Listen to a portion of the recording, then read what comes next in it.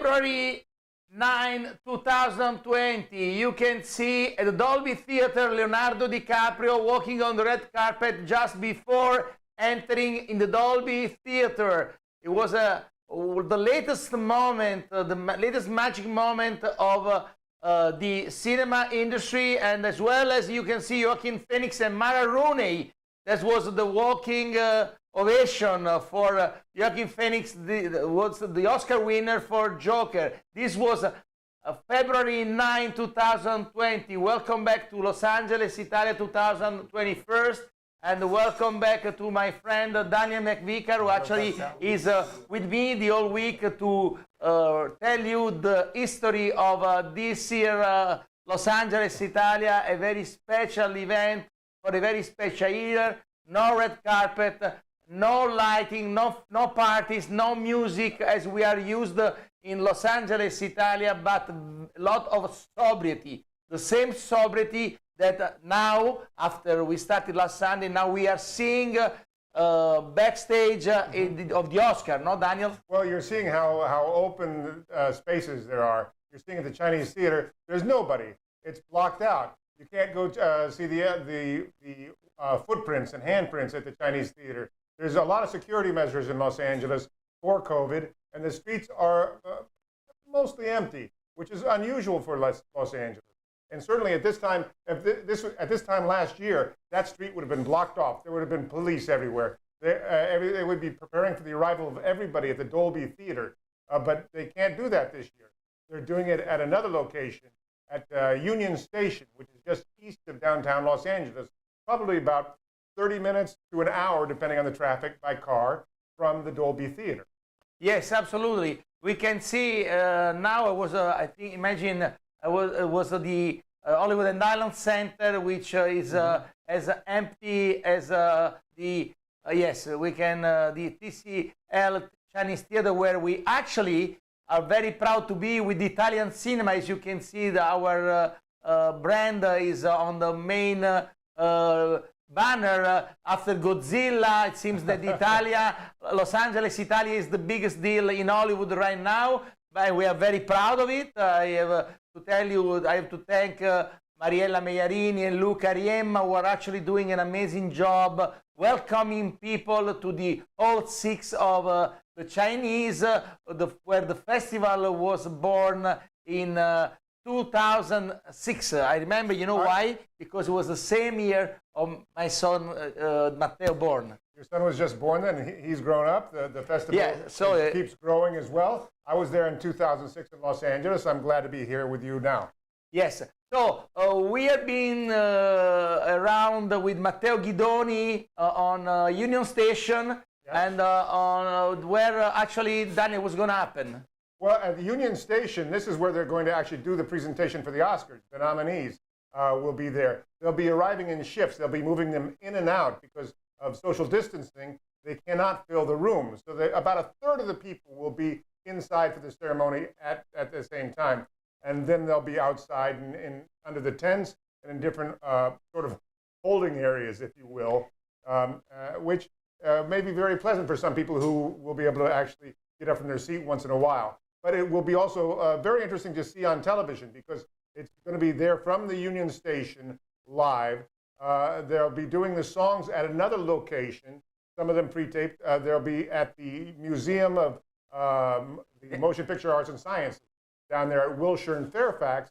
Not too far from CBS, I must say. It's right down the block. The Bond building is, there we see the former May Company, the Art Deco building there that has been transformed by Renzo Piano into a new work of art almost 100 years later after it was first built. And they'll be doing the songs at that location underneath this beautiful dome, as I understand it. Now, things are also, we don't have all the information because it's all coming together as they need to do it. So the Dolby Theater will actually have an audience in it, and this will be the first responders, the nurses, the doctors, the firemen, people who have been in the front lines against COVID and other things. And so they'll be doing it, seeing on the screen the Oscars, but the audience will be the first responders at the Dolby Theater. Yes, and we are very proud that we are showing the Chinese theater 3 movies a day, starting at 4 o'clock. Then with the health protocol of the California state, we are having 1 hour stop for cleaning the room, for sanitizer. How do you say? Sanitize. Sanitize the hall, and we are happy that we keep the Italian cinema alive in Hollywood, and we hope that this is a good sign for the Italian cinema, even in our country, because in Italy we will start to live again thanks to the new rules that Premier Mario Draghi has proposed now. We're going to have more possibility to go around. We're going to have more possibility to have shown movies at theater, half of the capacity of any hall, and we're going to have really the possibility to have a live show again. The cinemas are opening back up, and you know what's been interesting, because we've had some tremendous guests, tremendous panels here, but what I've learned through this process is that actually 2021 has been a big year in production in Italy. International productions have come because Italy put in the protocols that were necessary early in order to keep shooting films. And so Italy has been a place where people have come to shoot their movies. Yes, and today's program is very rich as usual. You want to remember what are the movies? It's starting at 4 p.m. with The Predators. Pietro Castellitto, his film will be at 4. At 7 o'clock p.m. is The Comeback Trio. This is directed by George Gallo. George Gallo did Midnight Run. He was an author of that, but this film stars the same actor from Midnight Run, Robert De Niro. But gentlemen, you are American, but they are Italian-American. This is the reason we show it. Otherwise, what is going to do with Italy? Because we celebrate Italy, but we also celebrate Italian-American heroes, because the industry of cinema in the States is full of Italian-American heroes, and we started with the Mr. Jack Valenti, that was the president of MPAA, but we had so many, Frank Sinatra, Dean Martin, and Liza Minnelli, Vincent Minnelli in the past, and now more recent we saw DiCaprio, but we have plenty of maestro, no? And Robert De Niro is really, for every actor, the leader of all actors now. And this is a funny movie. This is a comedy also with Morgan Freeman and Tommy Lee Jones. So, but we are talking tonight about a movie that is going to be the closing movie of Los Angeles, Italia. This is a movie that I really care a lot, because it's done by a young and talented director. I keep calling him young, although he's not young at all, because the years does not go through just for me and you, my dear Daniel, but also goes for Marco Pontecorvo, who happened to be young once upon a time like me, but now Marco Pontecorvo is as old as we are. No, not really. He's still a kid to me. And you know, he's considered a master of cinematography besides being a director. Look, the worst illuminated in the Zoom is one of the best cinematography. Can you believe? Ciao Laura De Licoli. He doesn't need to impress. Fondazione Cinema di Roma. He doesn't need to impress. We need to impress everyone. Like, I can do a good shot. He doesn't need to. A little bit of backlight there, Marco. Much better. Now it's much better. There we go. No, but he doesn't need to impress. No, he needs to impress. Excuse me, you are an international actress, but we really care about the look of one of the best ambassadors of contemporary art. And considering his legendary father was very vanitoso. How do you say vanitoso? Proud. Proud of his beauty, Gillo Pontecorvo. Laura De Licoli, how was Gillo Pontecorvo, the legendary Marco's father? Very vanitoso, no? Very vanitoso. Tennis player. Very much. His main job was to be a tennis player. Then he was a politician, activist, Yes. and then when he had nothing to do, he was doing some good movies. Eh? always with a pencil in his pocket. Do you remember? Huh? Actually, So been for a long time one of the best Venice Film Festival director ever, no? Yes, one of the best and one of the much loved, I think, in Italy, and not only in Italy, all over the world. As Marco can tell us now, that's in America. It's very very loved, Gillo. yeah, absolutely. So Marco, do you wanna introduce us your friends? I will. First, I just to say that he was also a composer. It's because you are celebrating Ennio Morricone, that for us was almost like an uncle, because he composed the music of my father movies, and I think two of them they signed it together because he was composing. I mean, actually, he was whistling, and Ennio was writing later. So Paolo knows the story. Paolo is the composer, so I start from him, talking about composer. He's the composer of the music of Fatima, great composer. We had a very good experience together. Then we have Lucia Moniz, ciao Lucia. Ciao. Great actress. She is the mother, so one of the leading role in Fatima. And Stephanie, she's actually Lucia in the movie, and she's the protagonist of the story, basically, with the other two cousins, but she is the main, I mean, because everything is seen through her eyes. So that's the reality. So Stephanie, what do you want to say about your experience? I think that I'm so happy seeing your faces right now because I haven't seen you in a while. But I think it's been such a great experience for me. It's been a learning experience as well because I've learned a lot from everyone, like Lucia, Marco, like all the cast and crew. And I just had so much fun. So. And Lucia? Hello, everyone. I'm stealing your job. If you want, I stop it. What?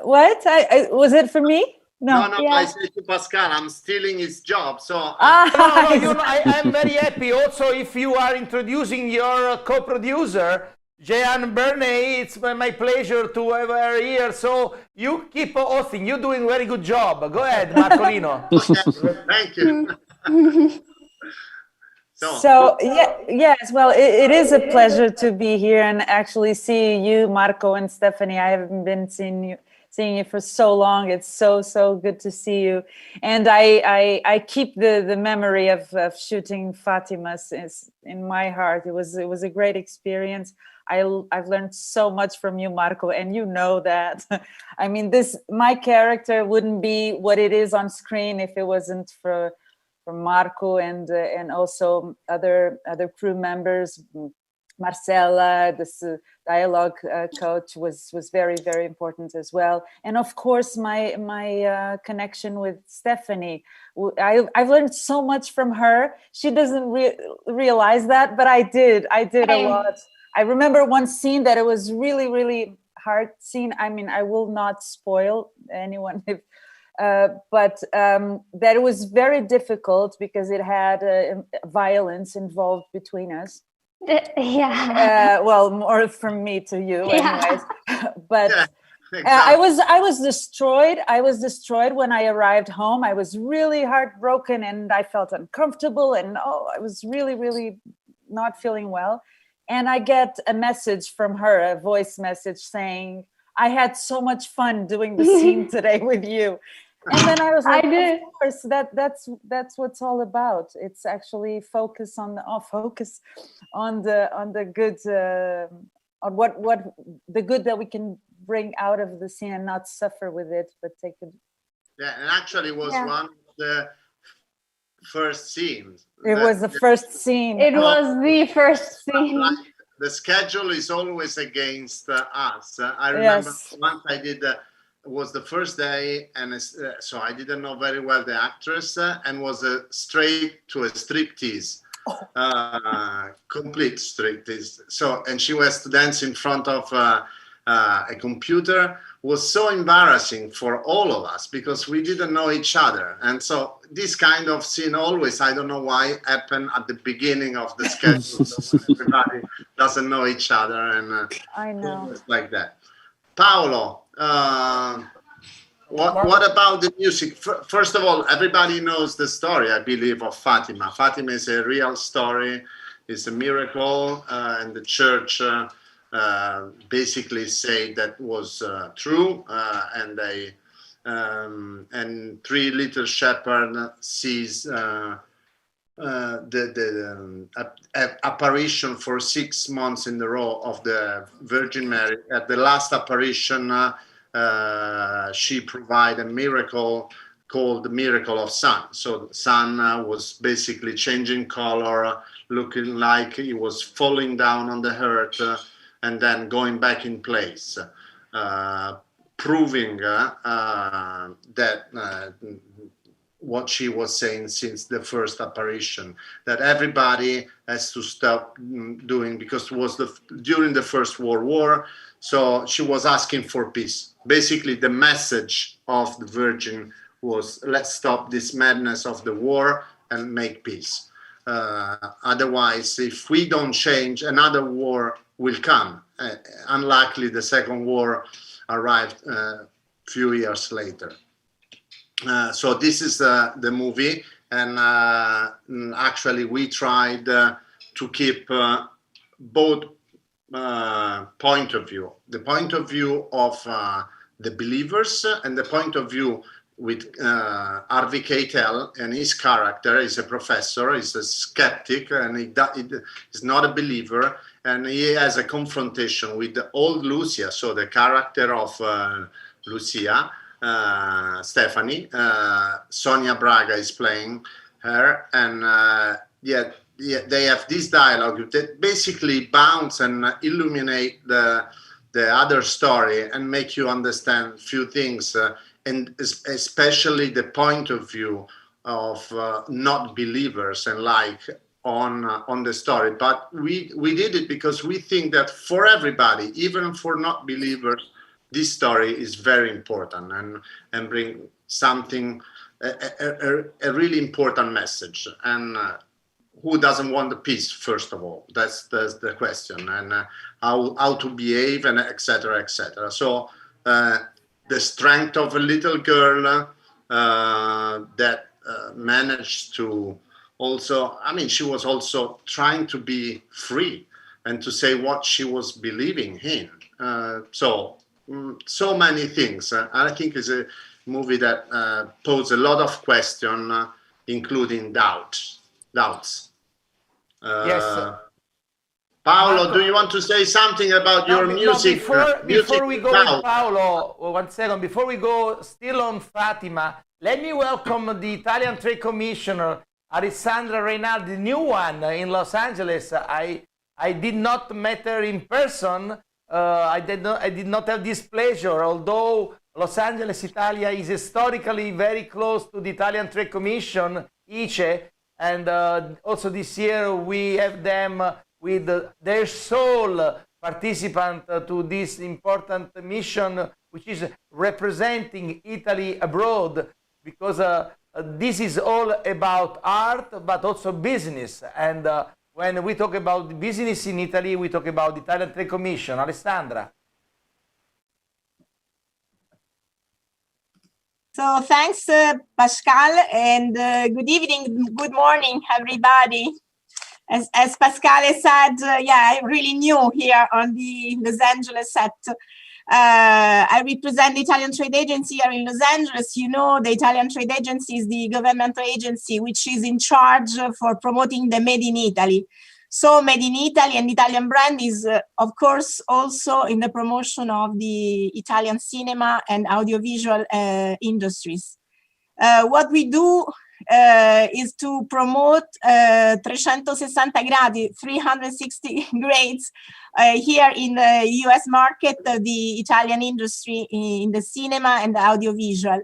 We have a promotional desk dedicated And we work in two directions, I would say. First, we promote participating to the main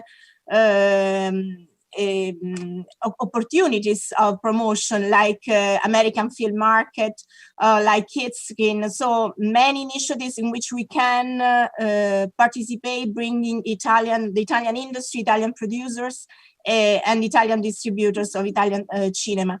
But at the same time, we attract the production, US production and co-production in Italy by promoting the legislation, so that the Film Commission in Italy dedicate to the production. At the same time, we attract a delegation of US producer, co-producer, and of course press to visit Italy, our territory, and see how this land can give really an opportunity to make the dream real, no, and concretely invest in Italy in the production. So in the next months, we will lead a delegation during the festival, the summit, which is organizing in Basilicata, in Matera, in July, with a very huge delegation of American producers and specialized press in cooperation with ANICA.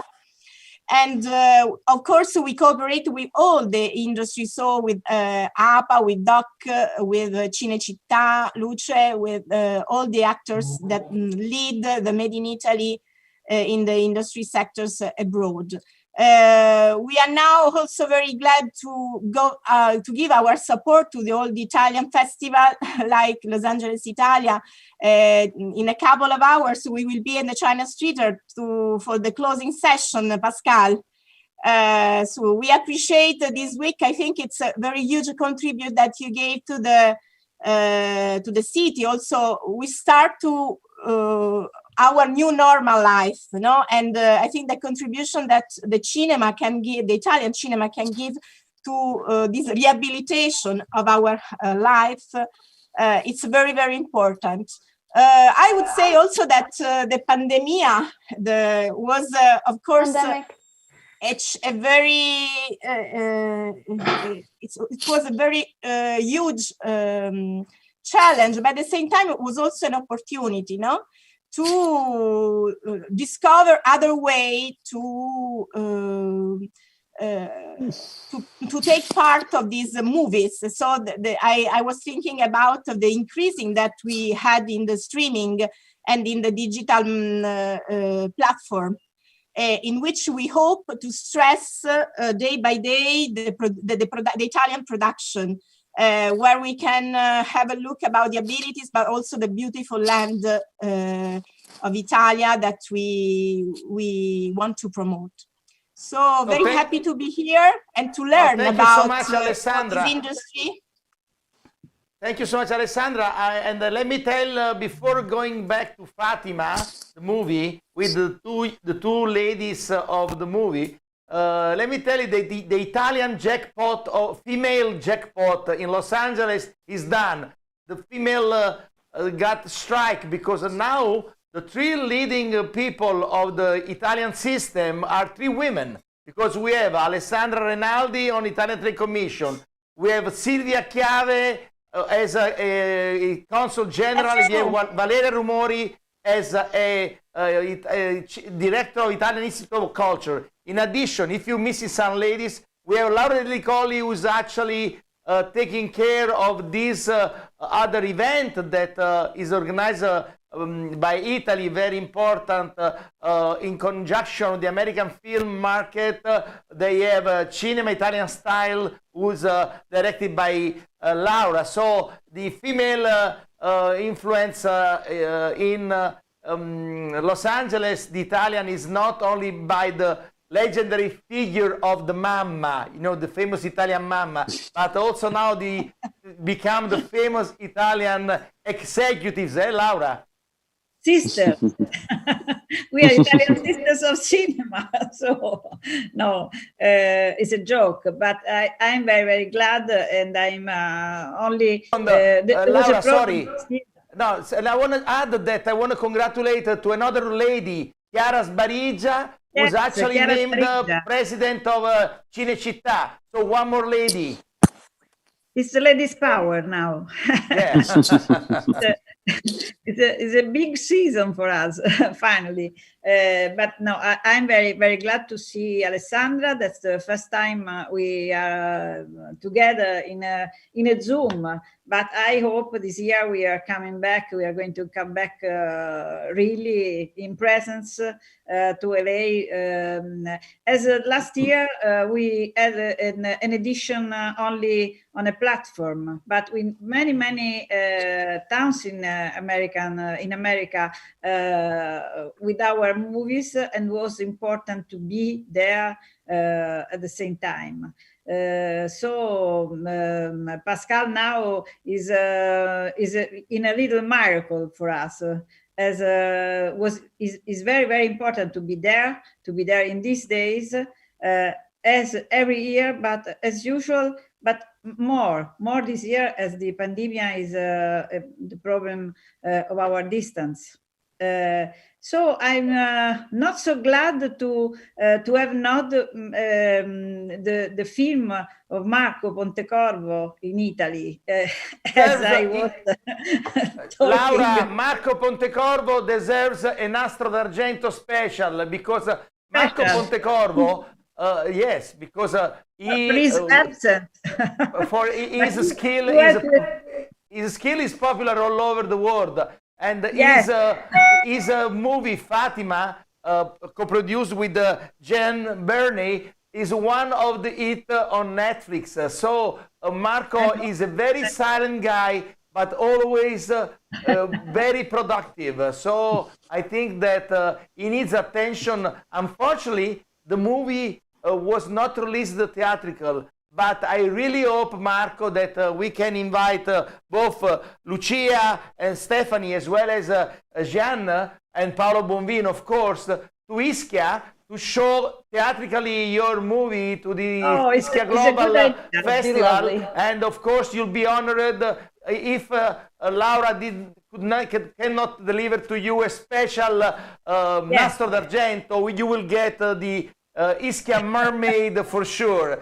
Okay. So I'm ready to come and see the Thank you, Pascal. Anyway, actually, I have to say that in US it will be released for the second time. That is really rare, because it's already on Netflix and it's going very well also there, as you say. Then did well for paying ticket in platforms before, and now it will be released on the 7th of May.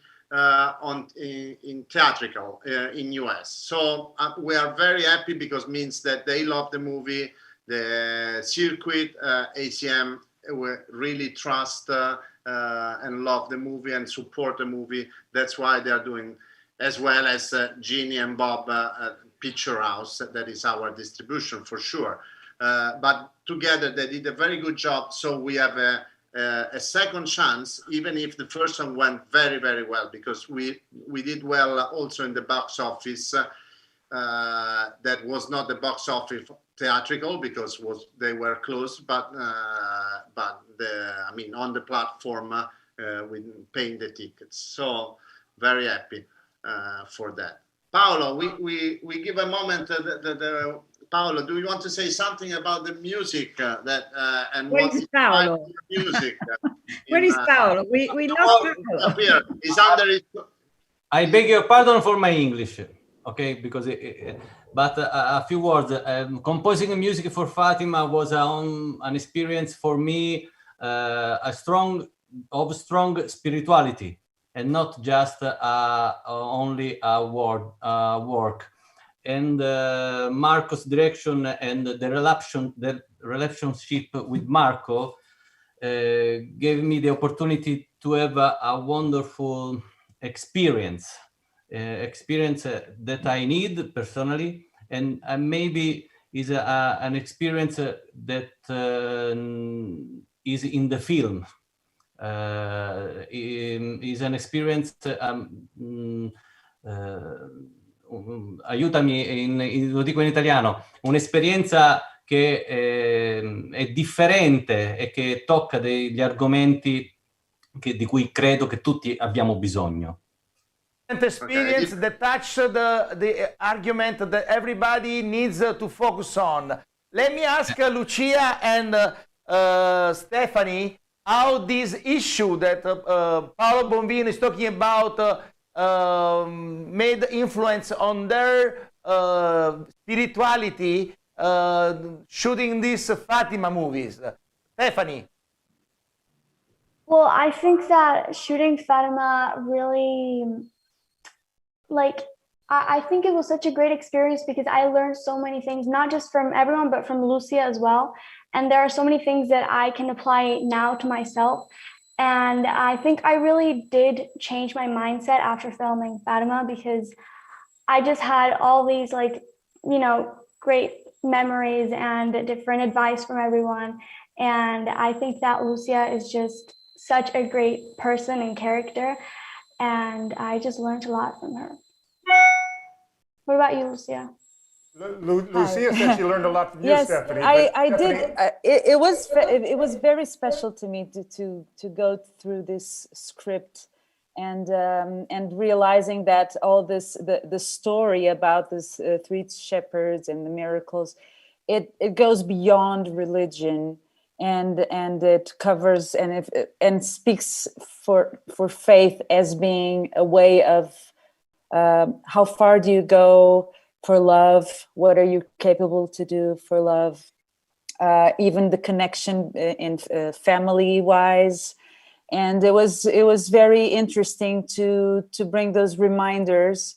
As my character being the parent that doesn't believe her daughter, believes in God, but that doesn't believe her daughter. So it goes beyond of not believing in a miracle. Is not believing her daughter, which I thought it was very important to focus that also in the film of what the role of a parent should be, and it was very interesting for me to dive.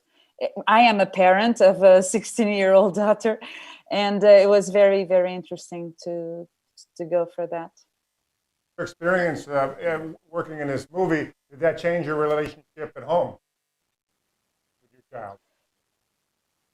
You're asking me if it changed? It didn't. Lucia, No. It did. You, Daniel is in love for you since he saw the movie that you did with Colin Firth. Love Actually, of course. He has been talking all day about you. So maybe next time you make a movie with him instead of Colin Firth. Well, it didn't change the way it didn't change. But what changed in me was I was my vision about this story of the miracle. I was very, very much skeptical, and I still am in some issues about what happened. But the point of view that Marco and Marco Pontecorvo, the way he told the story, I think I actually told him once during a break that I said, I think if it happened the way you're telling the story, I believe, because it's actually a way of telling down to earth. It tells a story not in a spiritual way. Of course, it goes there, but it talks about the what family went through, the family relationship, the consequences around about human beings. Exactly. And their relationship, what is transcendent. I mean, yes. How they relate to that. That was also the thing that Paolo was saying. How do we all relate to something spiritual and transcendent out of us, connected to our real life and our real who we are inside of a family, inside of a village, and everything. So it's really, but actually is what I think. I mean, it's my point of view. The first at the beginning, I said, "Are you sure?" to the producer. are you sure that I'm the right man? Because I don't know if I can do, but it was much more a religious and literal movie. So this is the story, and we are telling this story. There were no Harvey Keitel character, there were nothing about that.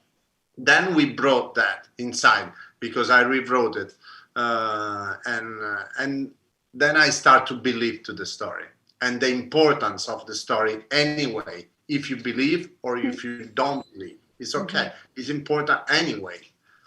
It's about, if you don't believe, it's about a girl that fight everyone to say that this is the truth, and to put together, like without internet, without phones, anything. I don't know, 7,000, 700,000, I don't, was two wheels full of people praying for peace. That's enough. Even if you don't believe. Marcolino, the last question I have for you is this one.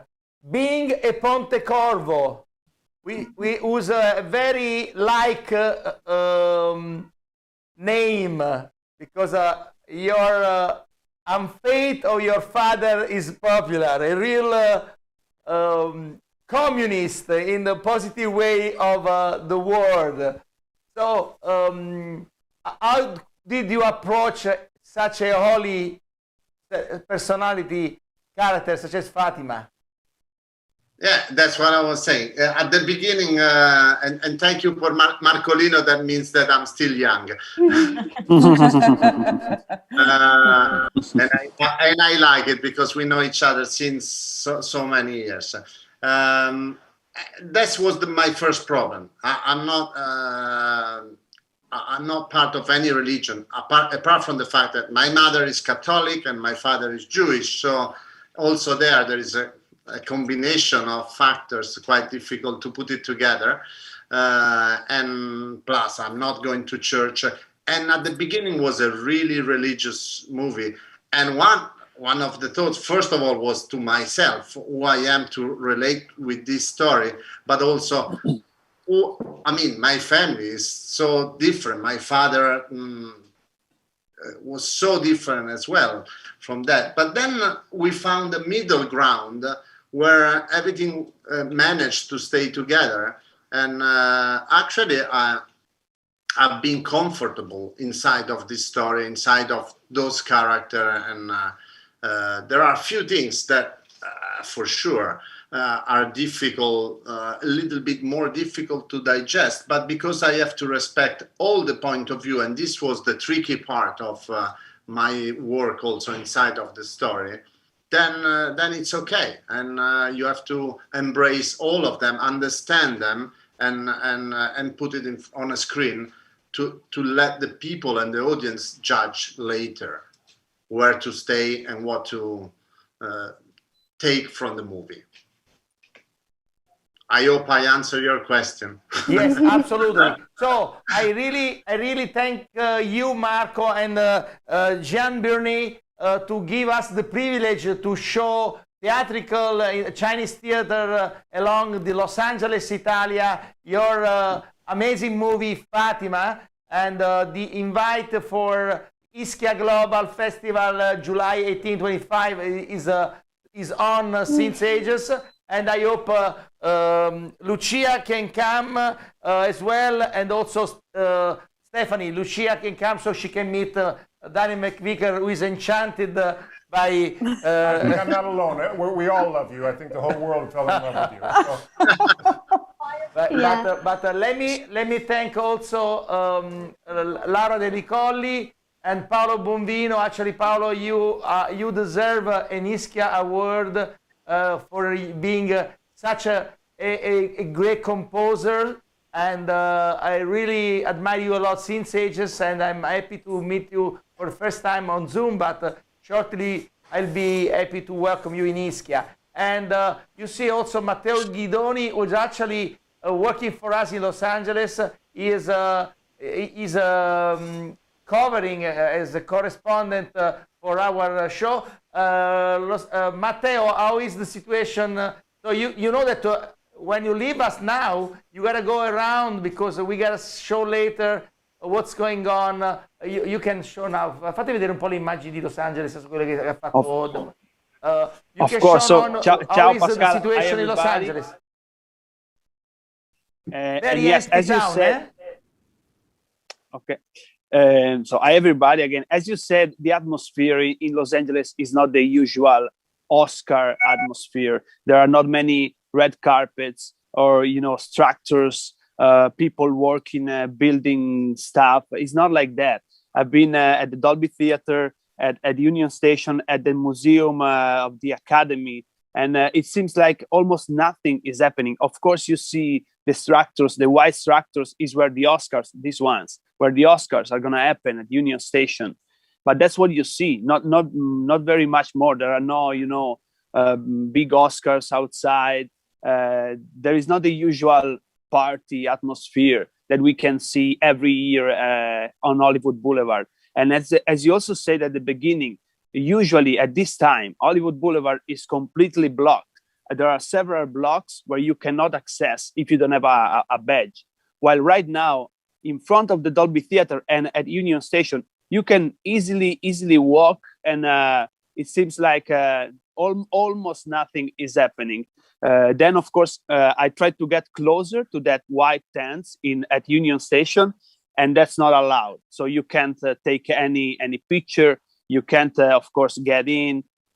So you can easily understand that something is happening, but it's really downgraded, let's say, compared to the other Oscar years. This has been a tough year for everybody, and the Oscar, I think, are going to reflect what has been for everybody in the last 12 months.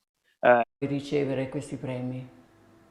La storia della vita davanti a sé e il personaggio di Madame Rosa sono entrati nel mio cuore il momento in cui ho letto la sceneggiatura. Ma non solo per l'importante messaggio di tolleranza, empatia e umanità, ma anche perché racconta una bellissima storia di amore e amicizia tra due persone che in superficie tutto separa, ma che sono in realtà legati non solo attraverso il dolore e la sofferenza, ma soprattutto la speranza e la resilienza. Questo anno è giunto al suo termine. È stato un anno difficile. È stato un anno di perdite e dolori, ma è stato anche un anno in cui abbiamo visto persone aiutarsi e tirarsi su nel più bello e inaspettato dei modi. Questo film parla di questi momenti di umanità tra di noi, questi momenti di compassione, di amore, tutto ciò che ci unisce e ci rende più forti. Grazie. Grazie per questo riconoscimento. Vi auguro a tutti un anno pieno di luce, amore e serenità.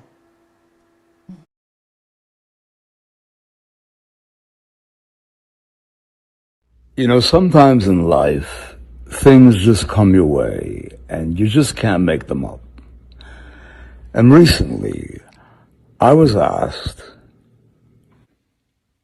to make a brief statement about Sophia Loren. How do you make a brief statement? There are none.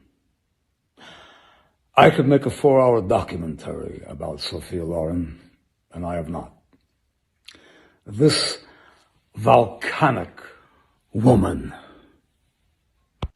who has graced the better part of all of our lives, who has been a role model to women for close to 60 years, who has literally galvanized the film industry, the global film industry, who galvanized the fashion industry 100 times over.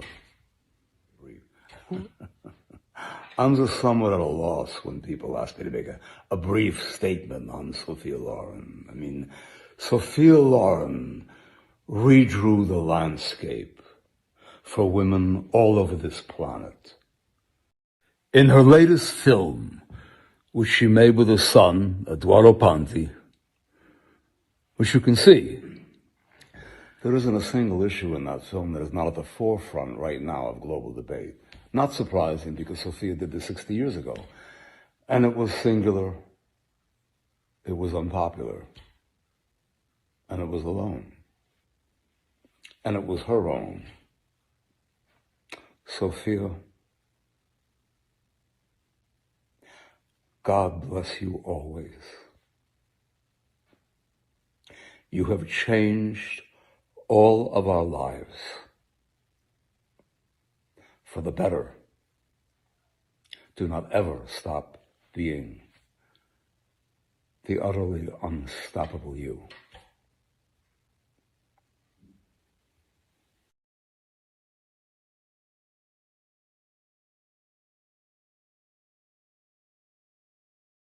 Wow, what an amazing tribute to our most iconic, I mean, the legend of the legends. And this is the reason, I suppose, the Academy decided to honor Sophia Loren with the Visionary Award that will be delivered to the legendary Sophia on the day that they will officially open the Academy Museum. So we have with us the past Academy president, one of the most beloved person in Los Angeles. I mean, one of my favorite people I ever met, Sherry Isaac. And I think that was no better idea to open the museum with such a tribute to Sophia Loren, no, Cheryl? You have to open it. You're on mute. If you could open your audio, Cheryl. There you go. I think we can hear her now. Me now? Cheryl, you there? Yes. Yes. Commercial, doesn't it? It sounds like a commercial. Can you hear me now? Thank you so much, Pascal. And I'm thrilled, very thrilled to be here, and very thrilled that the Academy is recognizing the ever great, wonderful, most beautiful Sophia Loren. And what a wonderful tribute to her and to Italian cinema to have her on the opening night gala of the museum. So I do look forward to seeing her there in September. Oh, we say the legend of the legends. Sophia is unique, no, Cheryl? She's more than unique. I mean, first of all, is anyone that beautiful? I do remember when I was much, much younger and seeing two women. And I thought, you know, to be so gorgeous, so graceful, such a fantastic actress that I just have never through the years ever forgotten. I mean, she's at the pinnacle, she's at the top of beauty, and beauty from inside as well as outside, and a tremendous, tremendous talent. And it was wonderful to see her again this year in her film directed by her son. And she's always a pleasure throughout the years. Yes, and so Maurizio De Giovanni, who is a Napoletano, a real Napoletano, Sophia Loren is really for Napoli and for all the south of Italy the revenge ever, no? Sì, Sofia Loren è sicuramente il nostro miglior biglietto da visita nel mondo. Non solo la sua bellezza, la sua immensa bravura, la sua straordinaria intelligenza e soprattutto il suo rimanere legato alle tradizioni e alle radici della nostra terra. Sofia Loren è sicuramente il più bel ritratto di Napoli che possa girare per il mondo. Schiavo, three-time Oscar-winning production designer, as well as her husband Dante Ferretti. We are so proud of you, and we are so thankful to be with us tonight, Francesca. So the Oscars are 2 days ahead, and we have 3 Italians that are on for an Oscar. we have Laura Pausini, of course, with Diane Warren and Nicolò Aiardi for the song Scene. Then we have the costume designer Massimo Cantini Parrini of the Piero Tosi School. And then we have two magicians of the visualization, like the guy that is responsible for hairstyle, who's called Francesco Pegoretti, and the maestra of the hair, the makeup is Dalia Colli. So Dante and Francesca, you already showed 3 times an Oscar. I remember the night, Francesca, you dedicated this award, this prestigious Oscar, to Italy. I think that today, more than ever, we need somebody on the stage of the Oscar saying "Viva l'Italia," no? You need to open Francesca, you need to open the microphone. Wait. Please unmute your telephone, I think you're using. There we go. Unmute it. There we go. No, the other button. The other button. As I understand, is lower. Ci sei, Francesca? Ecco, ok. There we go. Allora, girate anche il telefono in orizzontale, Francesca, così vi vediamo. Eccolo, perfetto. Oh, ok, vai. Allora.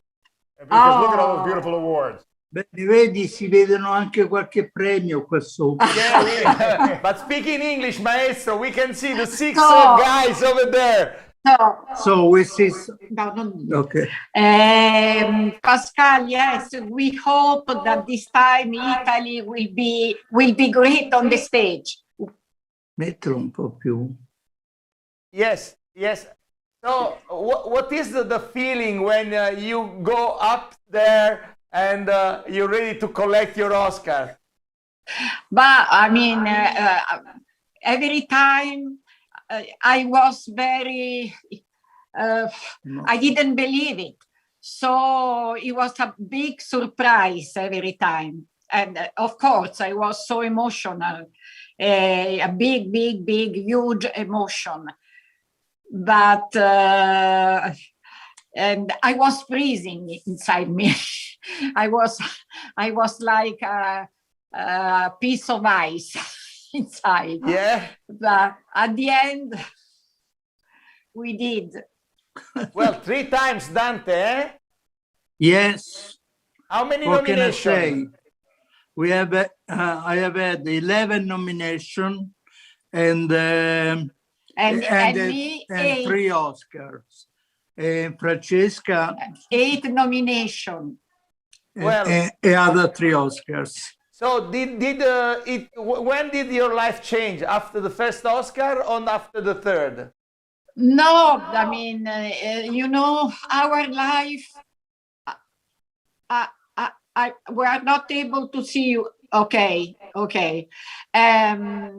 I think that our life didn't change a lot, but of course, the first one, it was it was a huge joy because we didn't expect. Because after I won the sixth nomination.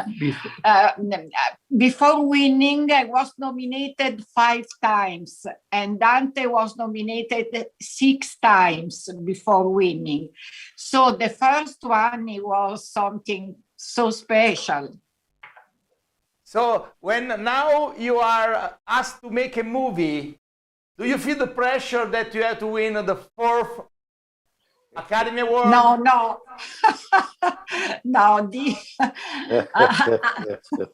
I think that we did. But in any case, we never know. Maybe I hope they give us another Oscar just for, for the number? You like the number 4? No, yes, because I like the number 4, and also because, because like it's honoring Oscar. Okay. We will see. We will see on Sunday night. We hope. Francesca, We hope. See. Francesca, before we've been telling that the Maestro Renzo Piano did the new museum of the Academy. Is going to be there any piece by Dante Ferretti and Francesca Lo Schiavo inside to the museum? No, not yet. No, but we will be at the. I know very well because No. the new. He said if there is some pieces about us on the museum. No. No. But we will beautiful be museum guest, without your pieces. will be Renzo Piano guest on the 30th of September. Okay. So we will go to the opening, the big opening. I see. So, Nick Vallelonga, how was the night that you jumped on stage and you grabbed your first of the 12? You do remember that I told you before leaving the hotel, Pascal, viva Capri. I remember. I remember, and I love you even more. So, Nick Vallelonga, how was your feeling when you grabbed the first of the 2 Oscars you won for Green Book? No, wait, Francesca, wait. It was the Hugo.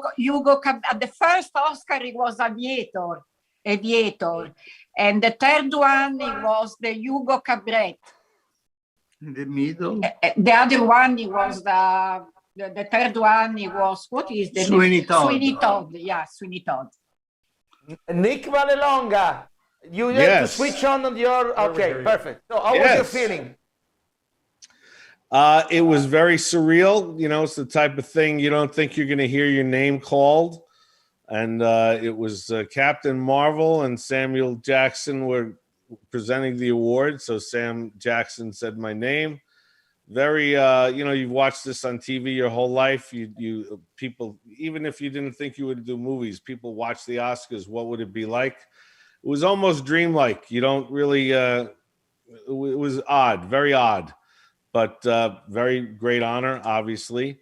And then the second one we won for Best Picture, and I was a producer, so I got that too. And to have, I'm blanking on her name, Julia Roberts, hand me the award and give me a big kiss. That was when I went, wow, this is really unbelievable, and it's really happening. So it was quite an honor, for all the years of watching movies, loving movies, and never expecting to win anything. When I was making that movie Green Book, it just, to me, sounds corny. The win was that I got it made. I was able to make a movie honoring my dad and Dr. Shirley, and it got seen, and people loved it. I never expected to win anything. So I think the only thing I ever won before that was class hypochondriac in high school. So other than that, I never expected to win. So it's amazing. Sometimes I look at them, I go, this looks like I bought this at a candy store. They're fake, but it was quite an honor, quite an honor. So recently, Green Book was shown on Italian public television in free, and there was a big record of audience. I did not at the time to tell you. However, I want to thank you for several reasons. First of all, because you are making my job, as I cannot be in Los Angeles, you are doing all my stuff, and you and Andrea Iervolino are being phenomenal in supporting this event happening. Second, I want to thank you because you introduced me George Gallo, who is actually another great Italian American. I can see on your right also my brother Armando Assante, originally from Napoli. You heard his voice before talking about Sophia Loren. So George Gallo is the first time joining us, as well as my other brother Dito Montiel. And of course, I can see also Clayton Norcross, who's actually an Italiano adopted as well as Daniel McVicker is. So George Gallo, we are very proud to show tonight your movie at Chinese Theater, a special event of the Los Angeles Italia program because you are Italiano and because Yes. you gave the job to another Italiano, Roberto De Niro. Sorry. Yes. Yes.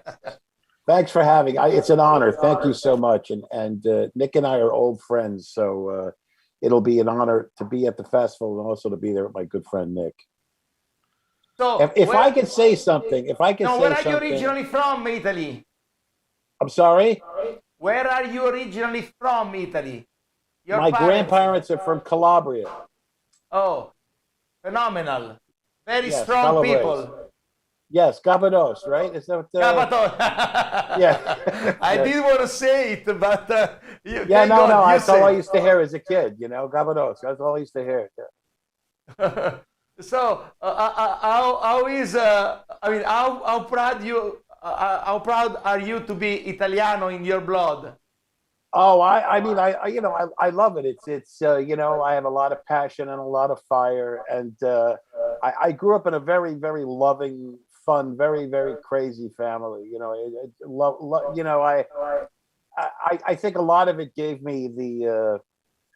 I think a lot of it gave me the ability to get through the crazy, let's say, rivers and waters of Hollywood. Somehow not take it all that seriously. I take the work very seriously, but all the craziness that surrounds it, I was just always pretty good with it. I was like, fine, whatever, just relax. I was thinking my father and my grandfather, the way they used to talk to me. Armando Sante, your grandfather came from Porto di Napoli. I know that you're very proud about. You have to switch on the microphone. He went and got something to eat. He's on mute. There he is. There we go. Can you hear me now? Finally. Yes.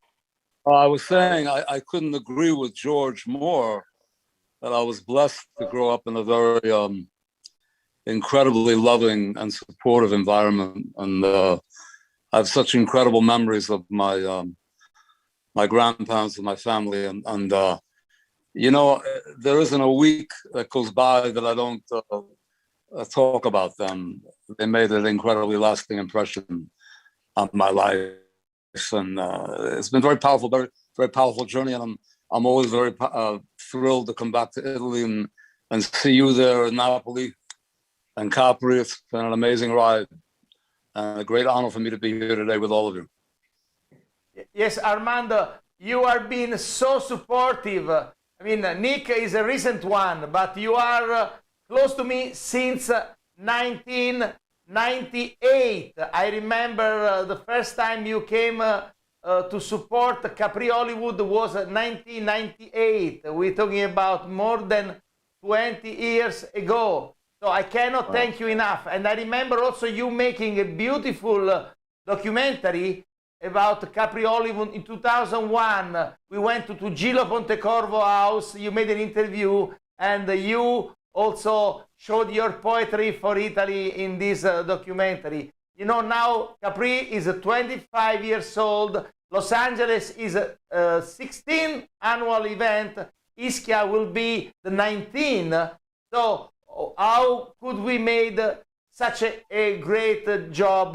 How was it possible for you? La mia vita è il passo troppo veloce. It all goes by too fast. It's too fast. Yeah. But, Pascal, all the work you did and all the people you brought together and the quality of minds and energy and heart and talent that you brought together in one room all these years. It's so powerful to be at those events because these are people I've watched all my life, just as all of you. I've watched all my life, all of you. And it's such a powerful feeling to know that you're in an industry that of such heart and mind and beauty and people that are illuminating people all over the world. So I thank you personally for doing that, Pascal, because I think sometimes you're always on the run and sometimes you yourself, you don't even have time to take stock of what you've accomplished. and the people that you've brought together. It's very powerful. So I, for one, I have a lot to be grateful for, just to have been there so many times with you. And I thank you. No, I thank you. And I also thank Dito Montiel, who's, as you are the Capri ambassador, Dito is the Ischia ambassador. Because since Trudy Styler invited him to show his movie that Trudy produced, he could not stop to support me and the festivals. And I hope that this summer he can come one more time to Ischia, July 18, 25. You are all invited, Dito. So what do you think? Why this miracle could happen? 25 years of Capri, 16 years of Los Angeles, 19 years of Ischia.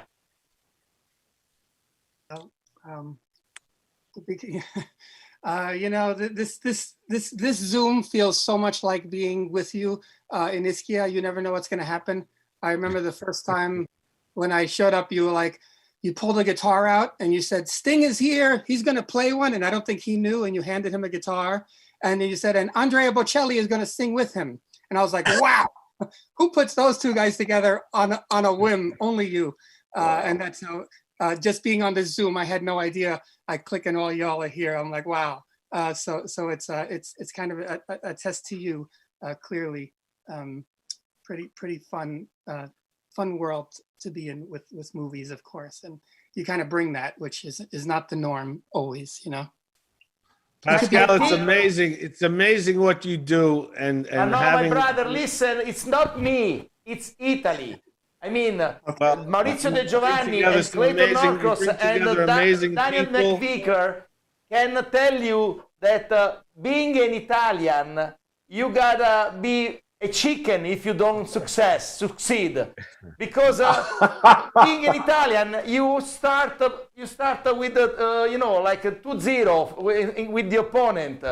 When I wanted to make Los Angeles Italia, I went to the past Coda Theater to host a show for Rai Television. Was the World Music Awards. I met the owner of the theater. I say, listen, I would like to make a festival. You are Italian, you're welcome. So you see, being an Italian is a great advantage. What do you think, Clayton? Clayton, what does Italy mean to you? Well, that's quite a broad question. It's become a second home. Ho imparato la lingua proprio nella strada di Roma, e in giro in tutta Italia, ce l'ho tanti amici là. E sono contentissimo a essere qui con voi celebrando la bella Italia. So it's even wonderful, after having not been able to go back to Italy because of the pandemic, of course, to just sit here and embrace the beautiful Sophia Loren, to embrace all of you, to say thank you, Pascal, for how you have brought the celebration of Italy to all of our American hearts and the world. It's a delightful country full of richness, romance, joie de vivre. You Italians, you teach us Americans a bit better how to live. But Maurizio, essere italiani bisogna essere proprio delle pippe, si dice, parti nostra, non avere successo nel mondo. Diciamo la verità, tu con le tue opere, col tuo lavoro stai avendo successo ovunque. Grazie a Raycom i tuoi film e le tue fiction sono distribuite ovunque nel mondo. Qui a Los Angeles noi mostriamo sia i bastardi di Pizzo Falcone sia il commissario Ricciardi, e quindi è una gioia averti con noi. Sì, ma sarebbe un sogno poter lavorare con attori di questo livello. Io sono incantato dall'incontro con attori del genere, una straordinaria professionalità meravigliosa. Noi abbiamo tanta fantasia, abbiamo tanta immaginazione. Loro hanno una professionalità veramente incredibile, e per me veramente sarebbe, ma per ogni scrittore sarebbe un sogno e sarebbe un grande orgoglio poter scrivere per questi italiani così lontano dall'Italia. Dobbiamo riuscirci, dobbiamo fare in modo che, insomma, tu e adesso il prossimo next time that Nick is coming to Italy, Nick is working with Mediaset on Lucky Luciano project. I would like you guys to meet each other because I think that the combination between Nick Vallelonga and Maurizio De Giovanni we can have a great script to have Giorgio Gallo directing and Armando Assante and Ordito can direct both, one of the, maybe the two together. Sure. And and Armando I'll direct on Mondays. Sarebbe un sogno. Sarebbe un sogno. And Clayton Norris and Daniel McKeegan A dream for starring. me and for any writer in the world. Cheryl, this is definitely a special year. So we have been doing the festival at the Chinese Theater as promised, as well as on the platforms eventive.org and mymovies.it.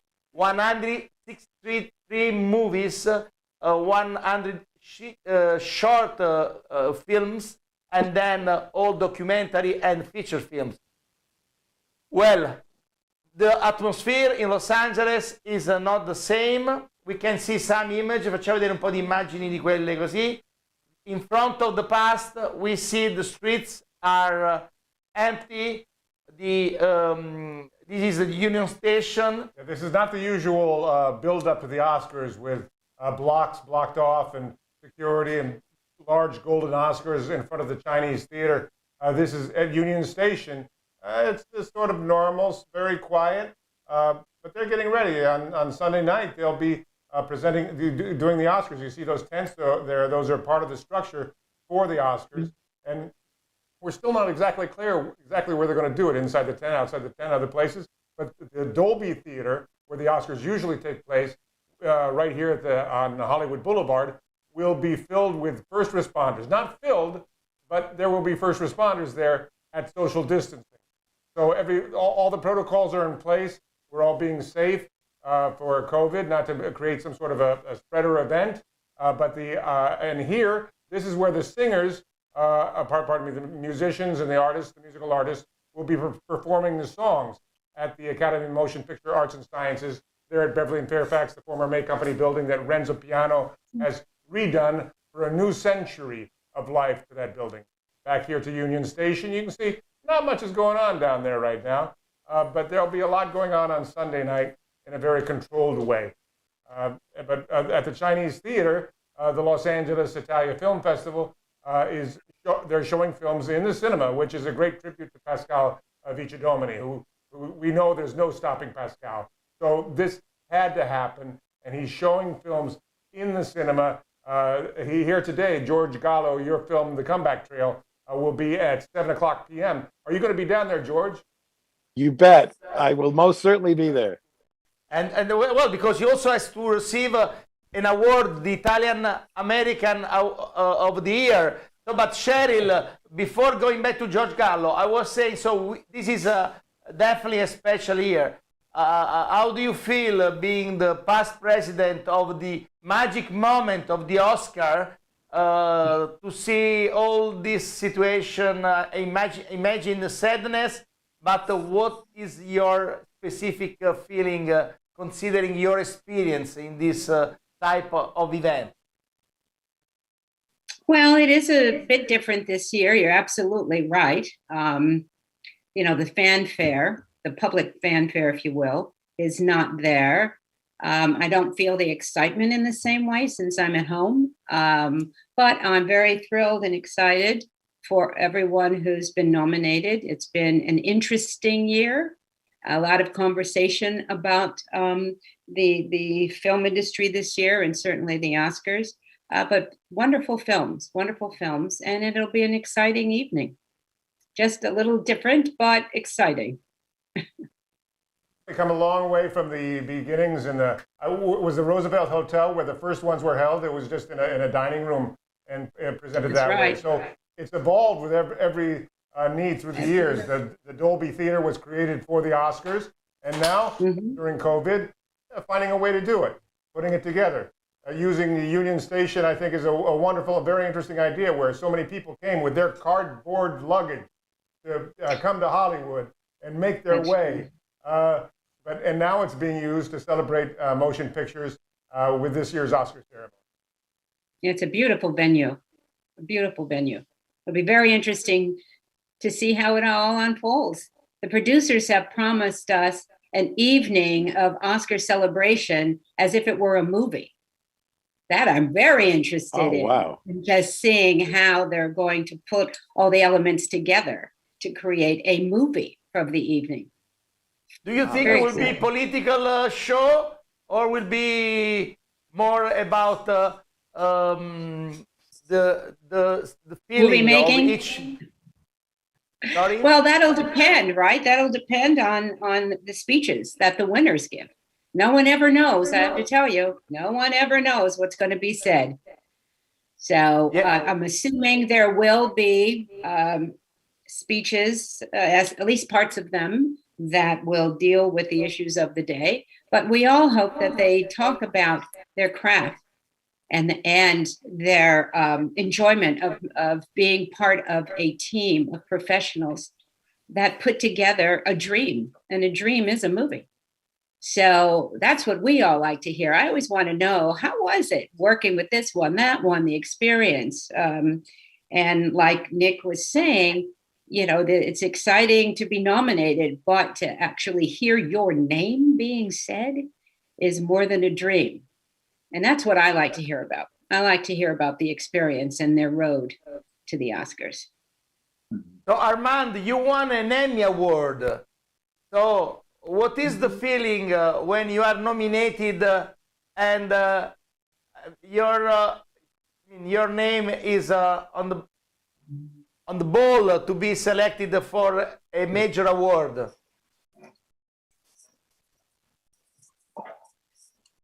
We lost your voice. We don't hear you, Armand. Armand, we don't hear you. Might be on mute again.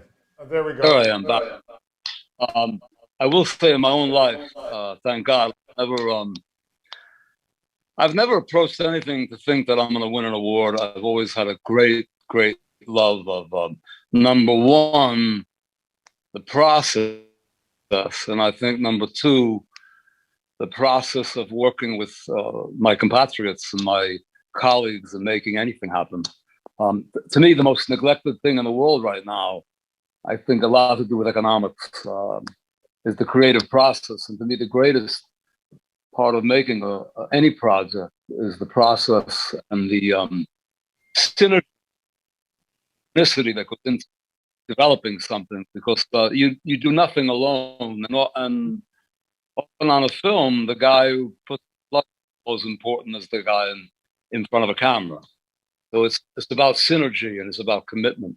And the greatest reward is when a team has had that kind of synchronicity and synergy together, and they're recognized for it. I never feel that one person does more than the other. It's such an incredible experience of teamwork. And I've been blessed in that I've had a number of very, very powerful creative experiences with immense talents. And I can't take it for granted. It's something that has changed my entire perspective. I see. So, Nick, do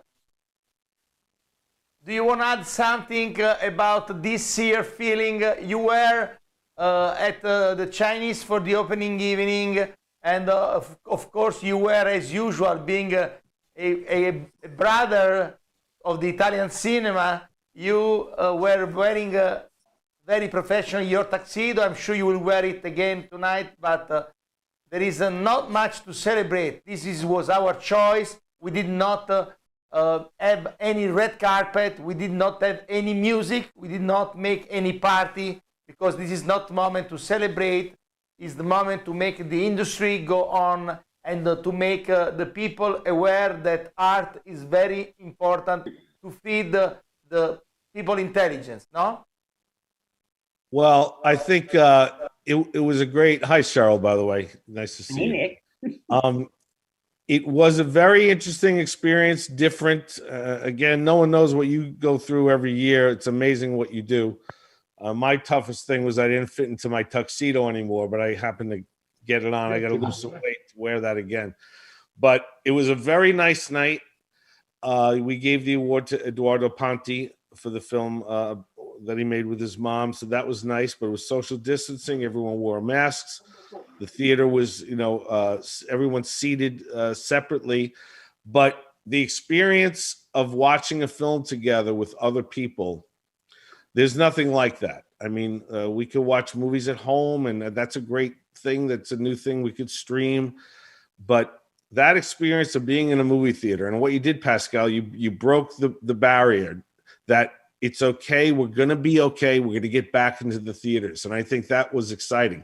And tonight, to have a movie directed by George Gallo, written and directed by George Gallo, that stars Robert De Niro and Tommy Lee Jones and Morgan Freeman, Emile Hirsch, big stars, to watch a movie like this on a big screen where it should be seen, a comedy.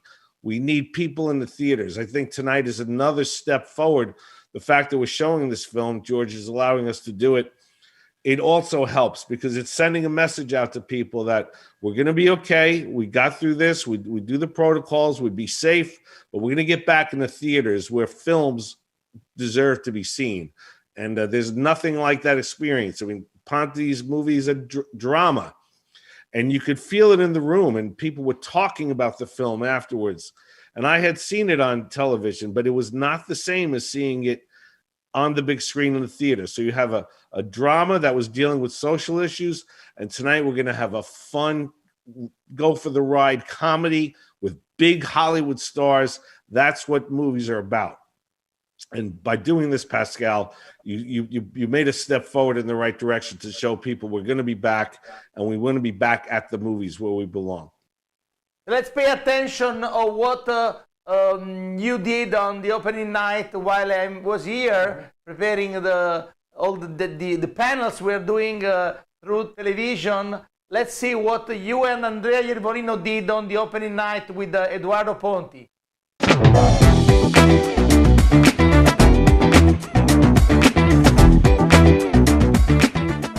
Very, very happy to be here tonight for two main reasons. The first one is because I think this is a very good hope for Italians, because I came here in LA on January 18, and when as soon as I arrived, basically was everything closed, and I was not able to go to eat anywhere. I have to you can only eat via takeaway.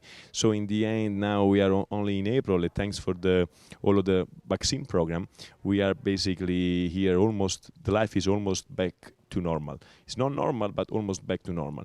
And I'm so happy about that, because now by celebrating here in Italy, Italians can see this, and it basically can be a good hope for the future of Italy. I'm very confident that before the end of the summer, life will be maybe 85% back to normality.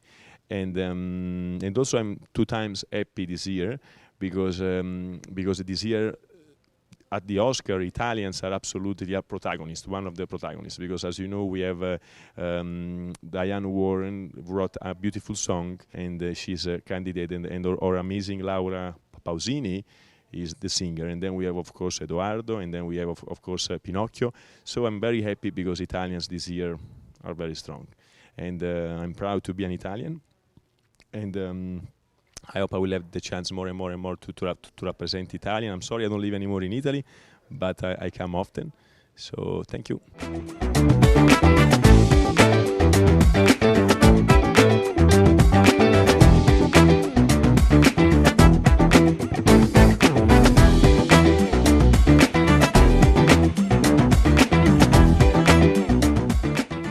There is no question whatsoever that I feel much more Italian than American.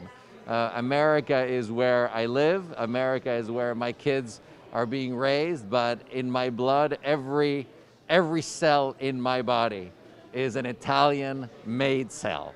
You know, I think that what you learn growing up in such a creative environment is that creativity is born from work, hard work, concentration, discipline, preparation. And all of this so that when you're there on the day, you can be free and create something magical. But that magic and that freedom is something that you've got to earn. It doesn't just come. And it comes through work. And this is what my parents taught me. I don't really like to talk about messages of movies because hopefully when you see the movie you get your own message. But I think that what is important for me is to write, direct, and tell stories that deal with issues of compassion, hope, humanity, disenfranchisement. I think it's very important nowadays to shine a light on all those people who have lived in the shadow of their prejudices, because we all deserve to be seen, we all deserve to be heard, we all deserve love, dignity, and empathy. Yeah, well, it was his first movie, and the trick was to find somebody who had the heart and the soul of Momo, somebody who had that humanity. And in Ibrahim Gueye, I found that in spades. He is a very talented young man, but even more than that, he's serious, he's diligent, he takes this job seriously, he prepares himself. And all of these things were key in order for him to be able to pull out such a performance his first time around. I am reading, I am writing, and as soon as I'll know, people will know. Well, there are a lot of wonderful movies this year, I think. You know, The Trial of Chicago 7 is absolutely fantastic. Mank is really, really beautiful movie. Nomadland is amazing. Frances McDormand in Nomadland really pulls out a truly spectacularly enlightened performance. I'm a big fan. So there are many, many wonderful movies. Ciao, Pascal. We miss you so much. We miss your smile. We miss your laugh. We miss your tucks. And hopefully we'll be able to do this without you. I'm not quite sure it's going to be as special as it normally is when your aura, when your energy is here, but we'll give it a shot. And hi to everybody from this amazing festival. And we miss you and see you soon.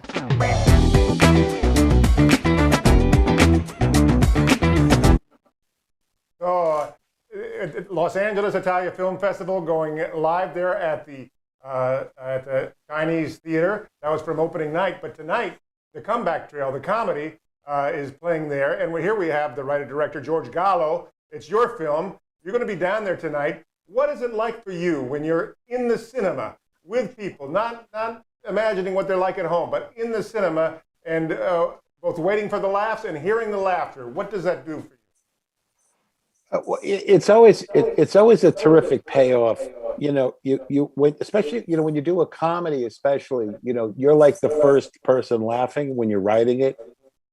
And so I write these things, and I wrote this one. I co-wrote this screenplay with Josh Posner. But we would write these things, and then we would laugh, and then we would look at each other. Are we crazy? Are we the only people that think this stuff is funny? So it's always that risk, And we took some chances. I'm doing comedy right now. We took some chances, because some of the jokes are pretty off color, but we just kept saying, "Oh, let's do it." And I figured if Robert De Niro was laughing, and Tommy Lee Jones was laughing, and Morgan Freeman was laughing, then it had to be funny, because we kept laughing all the time when we were shooting.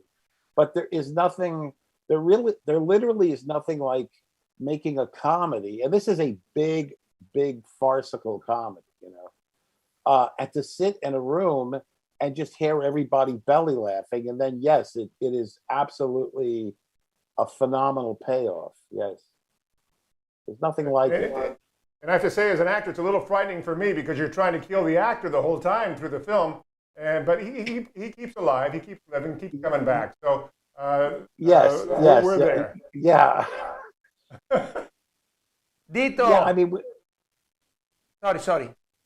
No, it's okay. I'm just laughing at some of the scenes in my head. Yeah, no, I mean, and again, like everybody, again, everyone liked everyone so much during the making of the movie. I've been friends with Robert De Niro for over 35 years, and Morgan, I've done 2 other movies with.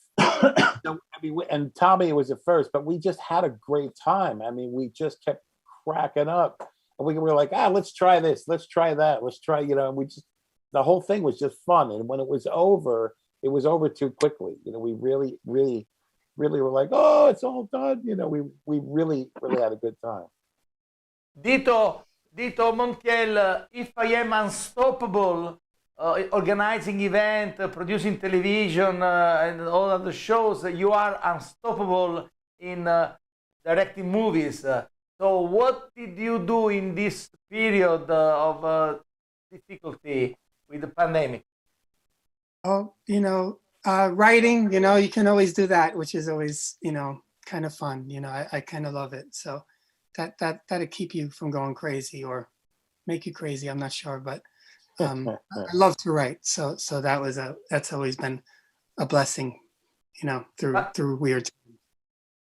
But you didn't shoot any movie with your telephone? You didn't make any, I would, man.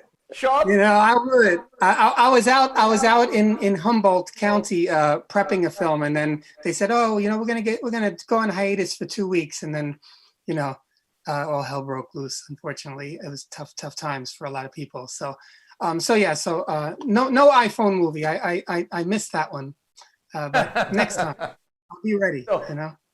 And Clayton, what did you do in Hawaii? Your Hawaii retire. It was not bad a place to be retiring in Hawaii. I saw you live in the jungle. Yes. Hawaii has been a wonderful sanctuary. I've owned a home there for many years, and when Los Angeles basically shut down, it was a great place to enjoy God's nature, and it was very inspirational, actually. To be so close to the animals and to swim with the fish and the turtles every day, and just nurture that side of my soul. All these sorts of things we actors bring to the craft. And I've also been writing as well as my colleague there. It's essential to, I think, stay creative. And just now I've been back a couple of months. All of my auditioning has been online, but I got a feature film and a commercial already. So I'm feeling very fortunate as things are slowly getting rolling again, and the creative outlet seems to be restored and returning. So thank you for noting that. It's a delightful place, and I miss it almost as much as Italy. Armando, with your incredible performance as John Gotti on the movie Gotti, you won an Emmy Award and you entered into the Olimpo of acting. And since the first years we became friends, I remember you were fighting the concept that you could go, instead of on a regular movie, on a television series. I remember your fights with your previous agent, Fred Spector, who actually became a dear friend of mine after a long time. I heard his name through you. And it seems you paid a big price for being very much faithful to the cinematic art instead of going on television. Do you regret for this idea you had in the late 90s? Pascal, I've had an amazing life, and I've been lucky enough to live all over the world. I've explored film and documentary. In fact, I may be doing a documentary now. I've been so blessed to have worked with so many enormously gifted people that I don't regret a bit of it. A lot of people thought I was crazy. I kept going literally all over the planet. I've worked in places that nobody's been on Earth, but I've had an amazing journey. And I'm writing a lot too. I do a lot of writing. I have a pet project that I've been working on for a long time. But the process is everything, and the people I work with. It's very powerful. It's been a great time. I see. Did I go off? Yeah, no, I understand. No, but I realize you are a real Napoletano, very man that doesn't change idea. And what do you think about it, Nick? First of all, Armand Assante is one of my favorite actors of all time, so it's an honor to be here with him. Yeah, me too. We have to work together. Now I have to start writing as soon as we hang up to write him a part in something. What was your question, Pascal? What are you that asking? Armand was fighting the concept that a movie actor should not change his career to go play TV show. Although this concept that Armand rejected was adopted by Al Pacino, for example. Well, this used to be the actors for TV and the actors for movie was separate. I think with streaming, with HBO started it. I mean, Armand sort of like was one of the first to cross over to do that. So, he was a big movie star, and then he went and did this. One of the first, made for TV movies that was made just to be on HBO. That he won an Emmy, he would have won an Academy Award had that movie been released. That's how great the film was and how great his performance was. I say that in front of him. I don't embarrass him, but seriously, that was a film, and that sort of broke a barrier that quality of film and performance and writing and directing and all of it, like he said, the combination can cross over to television. And that, I think, started the flow of making better TV films and getting actors that normally wouldn't appear on TV into television. And now I think it's just Dito can tell you that, Clayton, George, it's just a crossover. It doesn't, when you're writing, you're not thinking TV, film. It could work either way now with the way things are structured. But Armand's, that movie, Gotti, was a very important movie for HBO, and his performance is what took it to where it was. And I think that changed the way actors look at it. Thank you very much. Coming from you, thank you very much. It's the truth. It's the truth. Cheryl, so after being so skeptical in front of the platforms, the Academy this year finally recognized the importance of the existence of the platforms. I mean, due to the pandemic, also Netflix got a lot of success, a lot of money, although the stocking exchange now is going a little down because the pandemic is, thank God, is ending in some countries.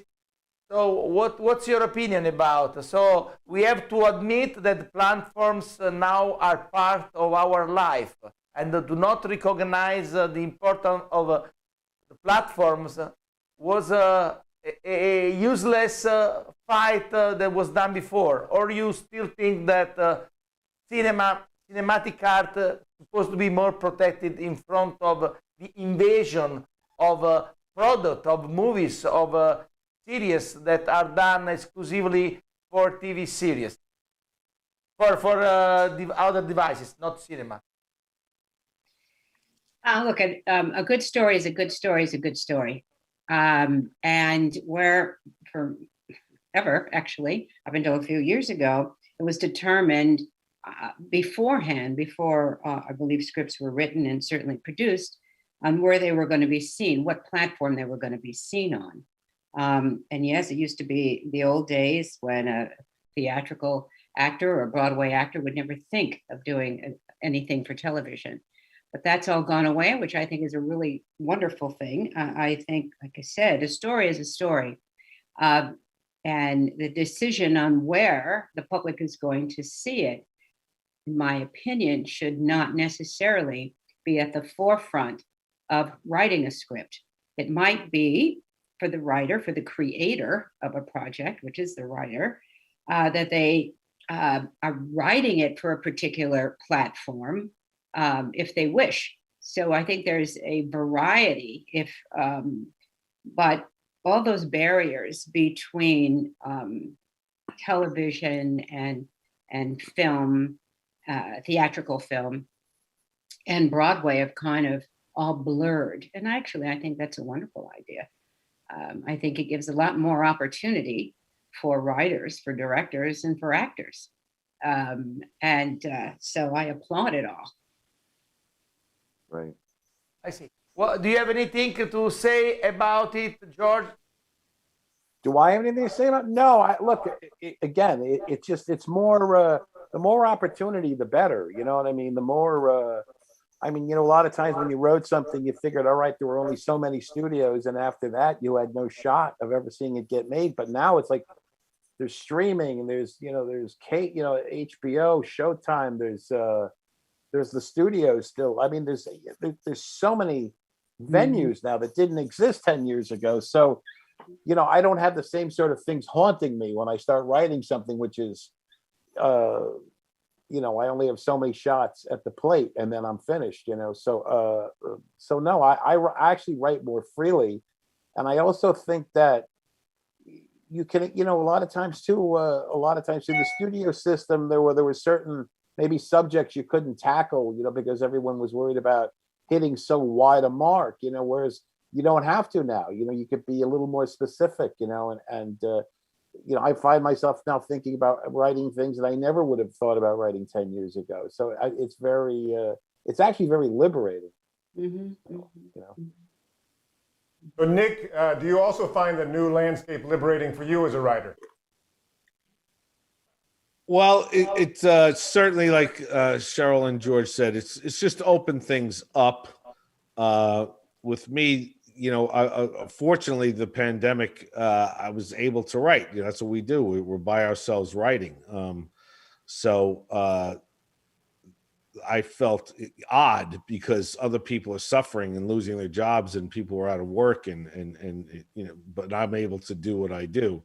So that was fortunate for me. But it also, during the pandemic time, it was kind of depressing. I found it hard to write at the beginning. And then I just pushed myself. I said, you're a lucky person. You can do what you do. So, get off your butt and get writing. So I wrote a lot of different things. I was hired to write things. And then George and I have gotten together and written. We've wrote I think 1 or 2 movies, and we've written 2 TV pilots together. So it's open. It's like, well, your mind it could be a film, it could be a limited series, it could be an ongoing pilot. It's opened the door to many, many things. I did work with the media set in Italy on the Lucky Luciano miniseries that hopefully will go. So I'm spread out all over the place, but that's good news for people like us, that we have more venues and places to show our product and to get products made. And I think it's just going to get better and better as far as that goes. And I think that talent wise now, there's no, he's a TV writer or he's a TV actor. That's all gone. I think it's all the same. The quality is great across the board. Dito, it's the same question to you as a writer. As up there in Humboldt County, hanging out, are you feeling free? Are you creating new things, long form, short form? What's going on? Oh, I just write, always. That's been my saving grace, starting on little napkins, and then, wherever it ends up. So yes, I kind of love it. But I'm not in Humboldt now, although that place is a trip. But I'm such a fan of y'all on here, and I, a friend of mine I'm so excited to see Comeback Trail. I got to say, a friend of mine, Patrick Hibbler, worked on it. Oh yes, Patrick's great. Yeah, and he said you were as great a guy as I'd hoped. So that's even. Oh, thanks. I'm such a fan. So. Are you in LA? Come tonight to the screening. Cheryl, are you in LA? You want to get out, or are you staying home? What are you doing? You're at the Chinese, right? Yeah. Yeah. I kind of staying home. All right. I can understand that too. A little bit right now. We'll get you to see the movie. Yeah, good. I want to. I like your guitars, Nick. Those are some great guitars behind you. Yes. He knows a guy who knows a guy. Wait, he is the guy. So he can get you in. Nick, when Nick says that we've been writing together, he's telling a half truth. Nick and I get together and play guitar for 2 hours, and then we write for 10 minutes. So that's really, yeah. So Clayton, you and Daniel definitely at your career thanks to television, how is it difficult for an actor coming out for a huge success on television to be trusted as a good actor in a regular movie? Let's say in a movie that goes theatrical first before television, because the difference is that maybe when you start to be a movie star theatrical, then it's easier to go on television, and it's more difficult vice versa, or not? Well, classically, that's been the choice that actors had to make. You know, when I started on The Bold and the Beautiful many years ago, I was aware that soap opera had a rather stigmatized reputation in Hollywood.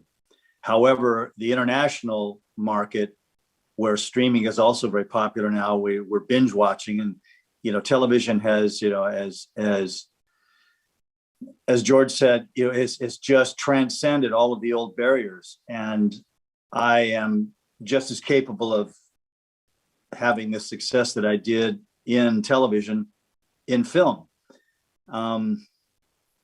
The medium becomes very secondary, and that's a delight to see. I'm really glad to hear that the writers are finding it much more liberating, and things that they wouldn't have written before are now finding a voice and a much more expanded audience than perhaps cinema might offer. Netflix has gone everywhere. This platform has revolutionized the way we watch good work. So I'm delighted to be in the latter years of my career participating in an industry that's really morphed into something much more accessible to a broad range of people of every different talent. And I get to work with people that ordinarily I might not have. So it's a delight. Great. And these movie guys, Clayton and I were on The Bold and the Beautiful, and we kind of got known from that at the beginning, but that was over 30 years ago. And he's had his career. He writes, he's in films, he does other television. And for me, I've been here in Europe in the past over 10 years for personal reasons. I have a little boy here that's growing up. And so I kind of detached from Los Angeles just because I was in Italy. And so I've enjoyed working. I love working on the set. I think any actor loves to go to work and to do our work on the set. And the work on the set is about the same, really. Certainly the material is different. The attention to detail is different. The directors are different. But we're at the service of the story. And so I've been fortunate enough to be at the service to the story in Poland with Jacek Bromsky. In Russia, I did a film. In Italy, I get to work in Italian and also in English. So for me, as an artist, as an actor, it's just really an interesting ride to go forward. I hope I'm not at the end of my career. I have hope for some other things in the future.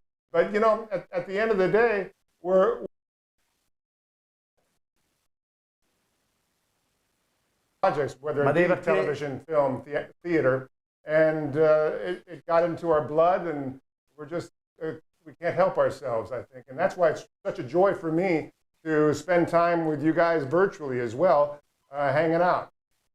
Can I say one thing? I only laughed because I think I'm at the end of my career every 10 minutes. That's why I laughed when you said that. Well, I was good to get a laugh from George Gallo. I'm always happy to get a laugh. Great. So let's wait a minute before I leave you to your day. I want to show you a beautiful postcard I received thanks to my beloved friend of Netflix, Lisa Tabak.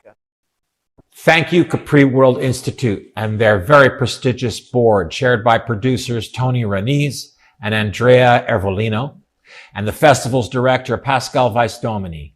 Thank you for honoring the trial of the Chicago 7 with the Capri Hollywood Award Fest Film of the Year, as well as the Los Angeles Italia Best Movie of the Year. It's an honor, and I thank you on behalf of everyone involved with the film. I wish everyone a great year ahead and continued health, well-being, and happiness for all of us as we navigate 2021. Sorkin will bring home the most important Academy Award of the night on Sunday, the best movie? Cheryl? Cheryl, do you have a prediction? No, I don't. I don't. I never do, actually, because you never know. I'm always wrong. I'm always wrong. You are not allowed to say that as a president, first president. Well, but of I the, never. I of mean, the, even before, and I've worked on, certainly orchestrated many Academy Award campaigns, and you never know until the envelope is opened and the I don't like to say winner. The recipient's name has been mentioned, except for that wonderful, fateful year that I had to endure with an incorrect announcement. But things happen. I thought it happened again when I won, so don't feel so bad. But Cheryl, so going back to that night when Warren Beatty and Faye Dunaway had a little problem in the envelope of La La Land and Moonlight. What is your feeling far away from that night? At that moment, well, first, my heart went, I don't know, south somewhere down in my body. And it was an interesting feeling because time went very fast and very slow at the same moment. However, I felt that it was all resolved before the end of the show. It could have gone much, much worse. We might not have known until after the show. And then it would have gone on and on and on and on and on. But I will say it'll be in those clips every year about the Oscars. And people did talk about the Oscars quite a bit after it. But I, of course, would have preferred it not to have happened. But we're all human and mistakes do get made. Nick Vallelonga, your Oscar Green Book came also out from a very complicated situation. You had a very tough opponent. I don't remember the title of the opponent of Green Book. There were a lot of opponents. There were a lot of great movies that year. Actually, there was some amazing movies that year. And the one thing I never got a chance to say was, I never felt it was a competition. It was almost like that year, for some reason, it was everyone against everyone and everyone trying to tear everyone down. And I didn't get that. I mean, I loved every other movie that was nominated. I mean, I thought they were all amazing. It was a great year. Roma and A Star is Born and Bohemian Rhapsody and Black Klansman and Black Panther. I mean, and I'm probably leaving something out there, but there were amazing films. So I couldn't get, I tried to mumble out something in my speech, but they were waving me off the stage because the time was up.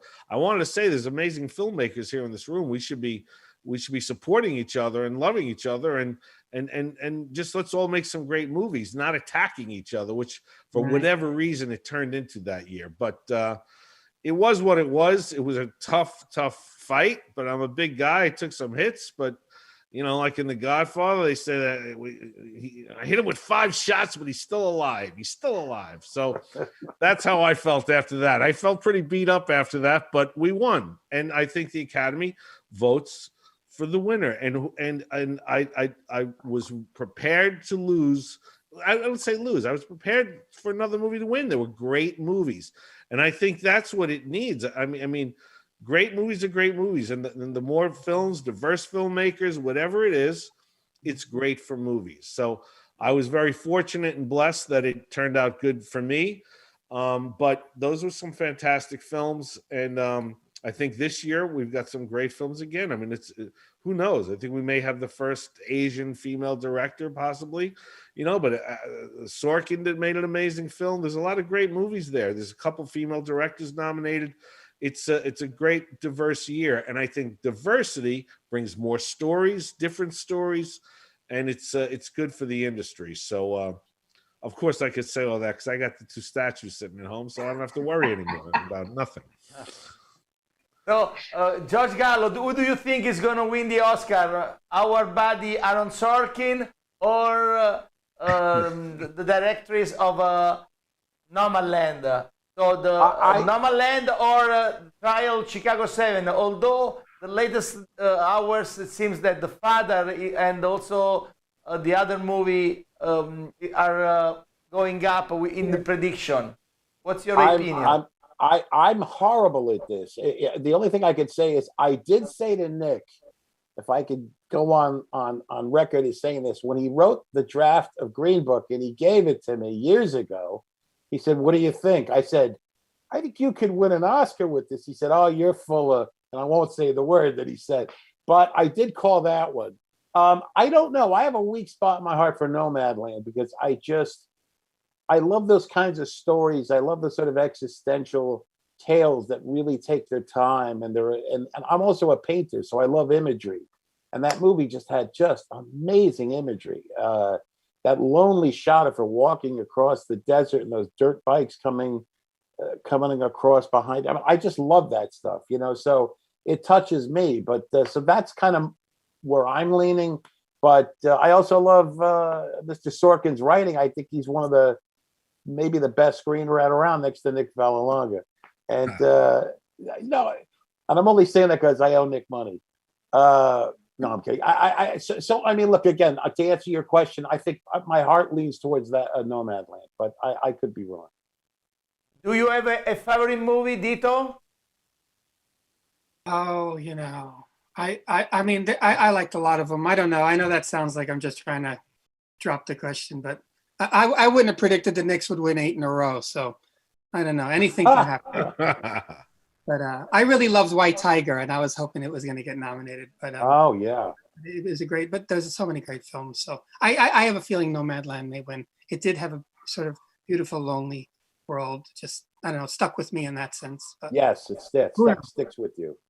Clayton, do you think that Chadwick Boseman will win the Oscar as Best Actor? Best Supporting. Gosh, Best Supporting. I think he's got an excellent shot.